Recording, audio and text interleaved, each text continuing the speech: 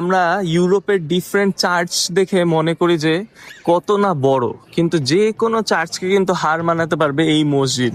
এই জায়গাটা এত বিশাল, দেখেন একটা ফ্লোরই এত বিশাল, উপরে আরো ফ্লোর আছে। 537 খ্রিস্টাব্দে বাইজেন্টিনিয়ান সম্রাট জাস্টিনিয়ান এই আয়া সোফিয়া তৈরি করেন একটি গির্জা হিসেবে। সেই সময় এটি ছিল বিশ্বের সবচেয়ে বড় গির্জা এবং খ্রিস্টানদের জন্য এক মহা গৌরবের প্রতীক।